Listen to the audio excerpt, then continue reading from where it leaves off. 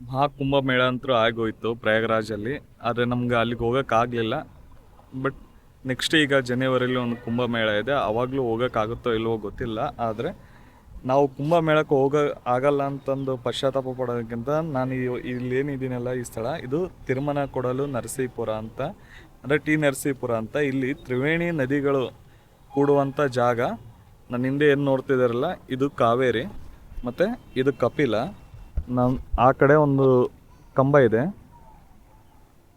ಅಲ್ಲೊಂದು ದೂರದಲ್ಲಿ ಒಂದು ಕಂಬ ಕಾಣ್ತಿದೆ ನೋಡಿ. ಅಲ್ಲಿ ಸ್ಫಟಿಕ ಅನ್ನೋದೊಂದು ನದಿ ಭೂಮಿಯಿಂದ ನೀರು ಬರ್ತಾ ಇದೆ. ಸೊ ಈ ಮೂರು ನದಿಗಳು ಕೂಡೋದ್ರಿಂದ ಇದನ್ನು ತ್ರಿವೇಣಿ ಸಂಗಮ ಅಂತ ಅಂತಾರೆ. ಬಟ್ ನಮಗೆ ದಕ್ಷಿಣ ಭಾರತದಲ್ಲಿ ಕುಂಭಮೇಳ ನಡೆಯುವಂಥ ಏಕೈಕ ಜಾಗ ಅಂದರೆ ಇದೇ ತ್ರಿವೇಣಿ ಸಂಗಮ. ಸೊ ಇಲ್ಲೇ ನೋಡಿ ಡಿಫ್ರೆಂಟ್ ಹೆಂಗಿದೆ. ಈ ನೀರು ಏನಿದೆ, ಈ ನೀರು ಹರಿತಾ ಇದೆ ಈ ಕಡೆದು, ಮತ್ತು ಈ ಕಡೆ ನಿಂತಿದೆ. ಇದು ಕಾವೇರಿ ನೀರು. ಇಲ್ಲಿಂದ ಒಂದು ಬಾರ್ಡರ್ ಕ್ರಿಯೇಟ್ ಆಗುತ್ತೆ. ಈ ನೀರು ಈ ಕಡೆ, ಕಾವೇರಿ ನೀರು ಈ ಕಡೆ, ಮತ್ತು ಇದು ಕಪಿಲ ಈ ಕಡೆ ತಳ್ಕೊಂಡು ಹೋಗುತ್ತೆ ಕಾವೇರಿನ ಒಂದು ಸೈಡ್ ಸರಿಸಿ. ನಮಗಂತೂ ಪ್ರಯಾಗರಾಜಕ್ಕೆ ಹೋಗೋಕ್ಕೆ ಸದ್ಯಕ್ಕಾಗಲ್ಲ.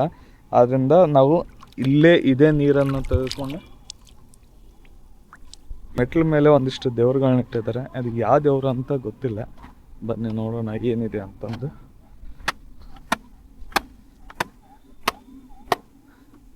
ನೋಡಿ ಮೆಟ್ಲ ಮೇಲೆ ದೇವತೆಗಳ ವಿಗ್ರಹ ಇಟ್ಟು ಹೋಗಿದ್ದಾರೆ.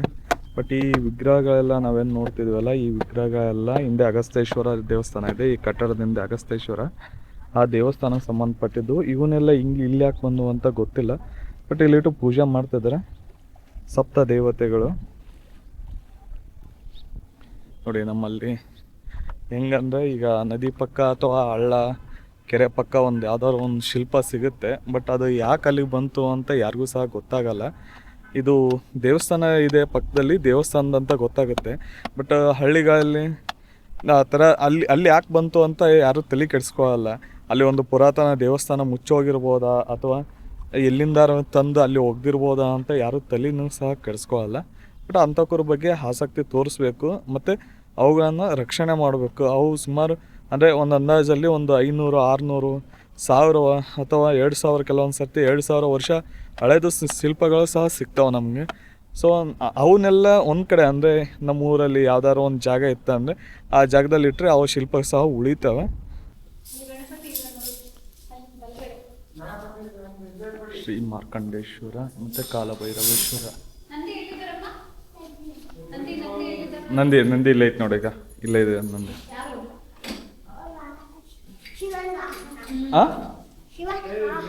ಶಿವನ ವಾಹನ ನಂದಿನ ಹೆಂಗ್ ಗೊತ್ತು ನಿಮಗೆ ಶಿವನ ವಾಹನ ಅಂತ? ಹಾಯ್ ಮಾಡು ವಿಡಿಯೋ ಆಯ್ತು, ಹಾಯ್ ಮಾಡು.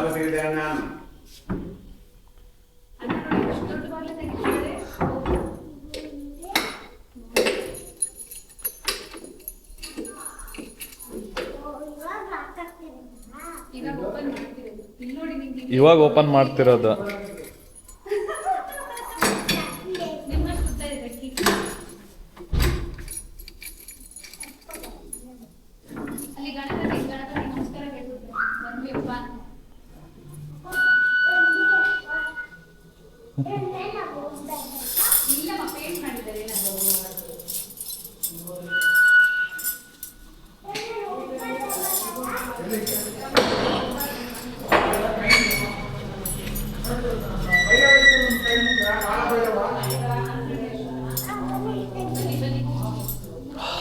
ಲೋಪಾಮುದ್ರ ಅಂತ ಇವರಿಬ್ಬರು ಗಂಡ ಹೆಂಡತಿರು.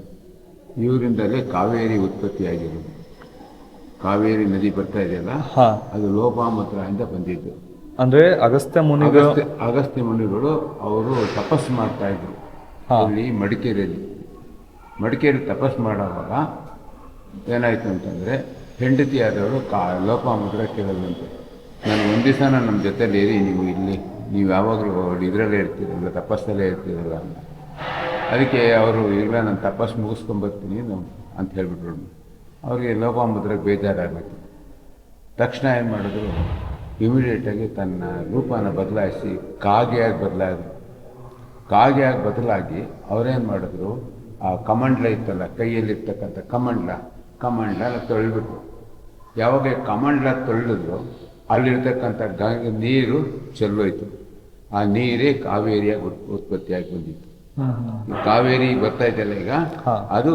ಅದು ಅಗಸ್ತ್ಯರು ಕಮಂಡಲದಿಂದ ಬಂದಿರತಕ್ಕಂಥ ನೀರು. ಅಂದ್ರೆ ತಲಕಾವೇರಿಯಲ್ಲಿ ಅಗಸ್ತ್ಯರ ಹಾ, ಕಮಂಡಲದಿಂದ ಹುಟ್ಟಿದ್ದು. ನಾವೀಗ ಅಗಸ್ತೇಶ್ವರ ಸ್ಥಾಪಿಸಿರುವ ಮೂಲ ವಿಗ್ರಹ ನೋಡಕ್ ಹೋಗ್ತೀನಿ, ಬಟ್ ಒಳಗಡೆ ಕ್ಯಾಮ್ರಾ ಅಲೋ ಇಲ್ಲ, ಹಂಗಾಗಿ ಇದನ್ನ ಇಲ್ಲಿಗೆ ಆಫ್ ಮಾಡ್ತೀನಿ, ಮತ್ತೆ ಬಂದು ನಾನು ವಿಡಿಯೋ ಸ್ಟಾರ್ಟ್ ಮಾಡ್ತೀನಿ. A few moments later. ದೇವ್ರ ದರ್ಶನ ಆಯಿತು, ನೋಡಿದೆ ಆ ಲಿಂಗನ, ತುಂಬ ಚೆನ್ನಾಗಿದೆ. ಅಂದರೆ ಆ ಲಿಂಗನ ಆಂಜನೇಯ ತನ್ನ ಬಾಲದಲ್ಲಿ ಸುತ್ತಕೊಂಡು ಹೊಡೆದಾಕಿದಾಗ ಲಿಂಗದ ಮುಂಭಾಗ ಅಷ್ಟೇ ಹೊಡೆದೋಗಿದೆ, ಬಟ್ ಅದೊಂದು ಲಿಂಗ ನೋಡ್ತಿದ್ರೆ ಏನೋ ಒಂಥರ ವೈಬ್ ಬರುತ್ತೆ ನಮಗೆ. ಬಟ್ ಆ ದೇವಸ್ಥಾನ ಮುಂಭಾಗದಲ್ಲಿ ನರಸೀಪುರ ದಂಡಕಾರಣ್ಯ ಇಲ್ಲಿ ಬಂದರು. ಇಲ್ಲಿ ಬಂದು ನೋಡ್ಬಿಟ್ಟು ನಾನು ಇಲ್ಲಿ ಶಿವರಾತ್ರಿ ಮಾಡಬೇಕು ಅಂತ ಮನಸ್ಸು ಮಾಡಿದೆ. ಶಿವರಾತ್ರಿ ಸಹ ಅವರಿಗೆ ಲಿಂಗ ಇರಲಿಲ್ಲ, ಈಶ್ವರದ ಲಿಂಗ ಇರಲಿಲ್ಲ. ಅದಕ್ಕೆ ಏನು ಮಾಡಿದ್ರು, ಅವರು ಹನುಮಂತ ಇದ್ನಲ್ಲ, ಹನುಮಂತನಿಗೆ ಹೇಳಿದ್ರು, ಅವನು ವಾಯುಪುತ್ರಪ್ಪ, ನೀನು ಬೇಗ ನನಗೆ ಒಂದು ಲಿಂಗ ತಂದುಕೊಡು ಅಂತ ಹೇಳಿದ್ರು. ಅವನೇನು ಮಾಡಿದ, ಲಿಂಗ ತೊಗೊಂಬರುತ್ತೆ ಅಂತ ಹೋದ. ಎಲ್ಲಿಗೆ? ಉತ್ತರ ಪ್ರದೇಶಕ್ಕೆ ಹೋದ. ಗಂಗಾ ನದಿಯಲ್ಲಿ ಹುಡುಕಿದ, ಸಿಕ್ಕಲಿಲ್ಲ, ಲೇಟ್ ಆಗೋಯ್ತು. ಅವನೇನು ಮಾಡ್ದ, ಅಲ್ಲಿಂದ ಡೈರೆಕ್ಟಾಗಿ ಹೋಗಿ ಹುಡುಕೊಂಡು ದೊಡ್ಡ ಒಂದು ಲಿಂಗ ಹುಡ್ಕೊಂಡು ತೊಗೊಂಬಂದ. ಅದು ತೊಗೊಂಬರೋದಕ್ಕೆ ಲೇಟ್ ಆಗೋದಿಲ್ಲ. ಇವರೇನು ಮಾಡಿದ್ರು, ಶಿವರಾತ್ರಿ ಪೂಜೆ ಮಾಡಬೇಕಾಗಿತ್ತಲ್ಲ, ಅದಕ್ಕೆ ಏನು ಮಾಡಿದ್ರು, ಅಲ್ಲಿದ್ದ ಮರಳಿತ್ತಲ್ಲ, ಕಾವೇರಿ ಮರಳಿತ್ತಲ್ಲ, ಮರಳಲ್ಲಿ ಒಂದು ಲಿಂಗ ಮಾಡಿಬಿಟ್ರು. ಆ ಲಿಂಗನ ಇಟ್ಕೊಂಡು ಇವರು ಅದಕ್ಕೆ ಪ್ರಾಣ ಪ್ರತಿಷ್ಠಾಪನೆಗಳೆಲ್ಲ ಮಾಡಿಬಿಟ್ರು. ಪ್ರಾಣ ಪ್ರತಿಷ್ಠಾಪನೆ ಎಲ್ಲ ಮುಗಿದಾದ ಮೇಲೆ ಕೊನೆಗೇನಾಯಿತು ಅಂತಂದರೆ, ಆಗ ಅವನು ಹನುಮಂತ ಲಿಂಗ ತಗೊಂಡಿದ್ದ. ನಾನು ತಂದಿರೋ ಲಿಂಗ ನೀನು ಪೂಜೆ ಮಾಡಬೇಕು, ನ್ಯಾಯ ಅಲ್ವಾ? ನೀನು ತಂದಿರೋದು ನಾನು ಪೂಜೆ ಮಾಡಬೇಕು, ನಾನು ತಂದಿರೋ ನೀನು ಪೂಜೆ ಮಾಡೀನಿ. ನೋಡಪ್ಪ, ಪೂಜೆ ಮಾಡೋಕ್ಕಾಗಲ್ಲ ನನಗೆ, ನಾನು ಪ್ರಾಣ ಪ್ರತಿಷ್ಠಾಪನೆ ಎಲ್ಲ ಮಾಡಿಬಿಟ್ಟಿದ್ದೀನಿ, ಅದೇನು ಮಾಡೋಕ್ಕಾಗಲ್ಲ. ಕೋಪ ಬಂದು ಅವನೇನು ಮಾಡ್ದ, ಬಾಲದಲ್ಲಿ ಲಿಂಗನ ಹೀಗೆ ಅಲ್ಲಾಡಿಸ್ತಾನೆ. ಯಾವುದು ಅವನು ತಂದಿರೋದು?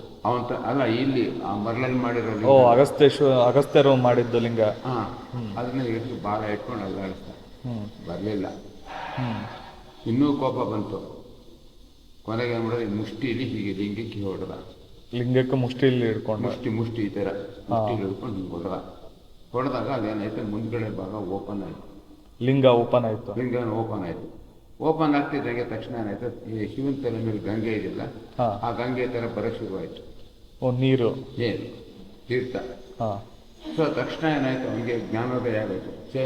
ಈಶ್ವರನ ತಲೆ ಮೇಲೆ ಗಂಗೆ ಇದೆ, ನಾನು ಹೊಡೆದಿದ್ದು ತಪ್ಪಾಗೋದು, ಈಗ ಗಂಗೆ ಬರ್ತಾ ಇದೆ, ನಾನೇನು ಮಾಡಲಿ ಅಂತ ಬೇಜಾರು ಪಡ್ಕೊಂಡು ಅಗಸ್ತ್ಯರ ಹತ್ರಕ್ಕೆ ಹೋಗಿ ಕೇಳ್ದ. ಅಗಸ್ತ್ಯ, ನಾನು ಈ ಥರ ತಪ್ಪು ಮಾಡಿಬಿಟ್ಟಿದ್ದೀನಿ, ದಯವಿಟ್ಟು ನನಗೆ ಕ್ಷಮಿಸಿ, ನನಗೆ ಇದನ್ನು ಒಂದು ಇದು ಮಾಡಿಕೊಡಿ ಅಂತ ಕೇಳಿ. ಅಗಸ್ತ್ಯ ಹೇಳಿದ್ರು, ನೋಡಪ್ಪ, ನಾನೇನು ಮಾಡೋಕ್ಕಾಗಲ್ಲ, ನಾನು ಲಿಂಗ ಮಾಡಿ ಪ್ರತಿಷ್ಠೆ ಮಾಡಿಬಿಟ್ಟಿದ್ದೀನಿ. ಸೊ ನೀನು ಮುರಿದಾಕಿದ್ಯಾ, ಯಾರು ಮುರಿದಾಕಿದ್ಯಾ? ನೀನು ಈಶ್ವರನ ಮುರಿದಾಕಿದ್ಯಾ. ಸೊ ನೀನು ಈಶ್ವರನ ಹತ್ರ ಕೇಳ್ಕೊಂಡು, ಈಶ್ವರನ ಹತ್ರ ಕೇಳ್ದ. ಈಶ್ವರ ಹೇಳ್ದ, ನೋಡಪ್ಪ, ನೀನು ಬುದ್ಧಿ ಇದ್ದು ಮಾಡಿದೆಯೋ, ಅಜ್ಞಾನದಿಂದ ಮಾಡಿದೆಯೋ, ಕೋಪದಿಂದ ಮಾಡಿದೆ, ಯಾವುದರಿಂದ ಮಾಡಿದೆ ಗೊತ್ತಿಲ್ಲ, ನೀನು ಎಕ್ಸಂಪ್ಷನ್ ಕೊಟ್ಟಿದ್ದೀನಿ. ನನ್ನ ತಲೆ ಮೇಲೆ ನಿಮಗೆ ಗಂಗೆ ಯಾವಾಗ ಬರ್ತಾ ಇದೆಯೋ ಅದು ಶ್ರೇಷ್ಠವೋ, ಇಲ್ಲೂ ಸಹ ಗಂಗಾ ನದಿ ಅಗಸ್ತ್ಯದ ಮಾಡಿರ್ತಕ್ಕಂಥ ಲಿಂಗದಲ್ಲಿ ನೀರು ಬರ್ತಾ ಇದೆ, ಅದು ಶ್ರೇಷ್ಠವಾಗಿದೆ. ಆದ್ದರಿಂದ ಇಲ್ಲಿ ಯಾವುದೂ ತೊಂದರೆ ಇಲ್ಲ, ಪೂಜೆ ಮಾಡ್ಕೊಂಡು ಹೋಗ್ಬೋದು ಅಂತ ಹೇಳಿ ಅಗಸ್ತ್ಯರು ಈಶ್ವರನು ಅಗಸ್ತ್ಯರಿಗೆ ಹೇಳಿದ್ರು. ಅಗಸ್ತ್ಯರು ಹನುಮಂತನಿಗೆ ಹೇಳಿದ್ರು. ಹನುಮಂತನಿಂದ ತಗೊಂಡು ಆಚೆ ಕಡೆ, ಅಲ್ಲಿ ಊರಿಂದ ಆಚೆ ಮುಂದ್ಗಡೆಗೆ ದೇವಸ್ಥಾನ, ಚಿಕ್ಕ ದೇವಸ್ಥಾನ, ಹನುಮಂತೇಶ್ವರ ಅಂತ ಅಲ್ಲಿ ಸ್ಥಾಪನೆ ಮಾಡಿದ್ದಾರೆ. ಹನುಮಂತ ಸ್ಥಾಪನೆ ಮಾಡಿದ್ದಾರೆ. ಆ ಲಿಂಗ ಹನುಮಂತ ತಂದಿದ್ದು ಲಿಂಗ. ಇದು ಇಲ್ಲಿನ ಹಿಸ್ಟ್ರಿ. ಸೊ ಟೈಮ್ ಇವಾಗ 6:14, ಕತ್ಲಾಗ್ತಿದೆ. ಬೇಗ ಹೋದರೆ ಆಂಜನೇಯ ಅವನೇನು ಒಂದು ಶಿವಲಿಂಗ ತಂದಿರ್ತಾನಲ್ಲ ಆಂಜನೇಯ, ಆ ಶಿವಲಿಂಗನ ಎಲ್ಲಿಟ್ಟಿದ ಅಂತ ಆ ದೇವಸ್ಥಾನ ನೋಡ್ಬೋದು. ಇವಾಗ ಇದೇ ದೇವಸ್ಥಾನ, ಏನು ಹನುಮಂತ ಲಿಂಗ ತಂದಿರ್ತಾನಲ್ಲ ಆ ಲಿಂಗನ ಇಟ್ಟು ಪೂಜೆ ಮಾಡ್ತಾನೆ ದೇವಸ್ಥಾನ. ಇದು ಹನುಮಂತೇಶ್ವರ ಅಂತ ಕರೀತಾರೆ. ದೇವಸ್ಥಾನ ಕ್ಲೋಸ್ ಆಗಿದೆ. ದೇವಸ್ಥಾನದ ಒಳಭಾಗದಲ್ಲಿ ನೋಡ್ರಿ, ದೊಡ್ಡದೊಂದು ಬೃಹತ್ತಾಕಾರ ಲಿಂಗ ನೋಡ್ತೀವಿ ನಾವು.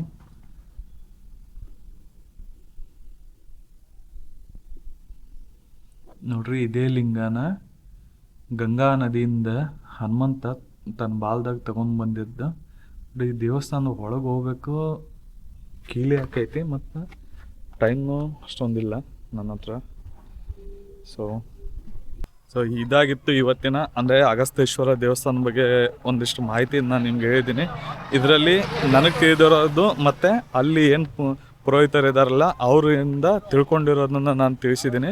ಮತ್ತು ಮುಂದಿನ ವಿಡಿಯೋದಲ್ಲಿ ಒಂದು ಹೊಸ ವಿಷಯ ತೊಗೊಂಡು ನಿಮ್ಮ ಮುಂದೆ ಬರ್ತೀನಿ. ಅಲ್ಲಿವರೆಗೆ ನಾನು ಯೂಟ್ಯೂಬ್ ಚಾನಲ್ನ ಸಬ್ಸ್ಕ್ರೈಬ್ ಮಾಡಿಲ್ಲ ಅಂದರೆ ಸಬ್ಸ್ಕ್ರೈಬ್ ಮಾಡ್ಕೊಳ್ಳಿ. ಮತ್ತೆ ಸಿಗೋಣ. ಜೈ ಹಿಂದ್.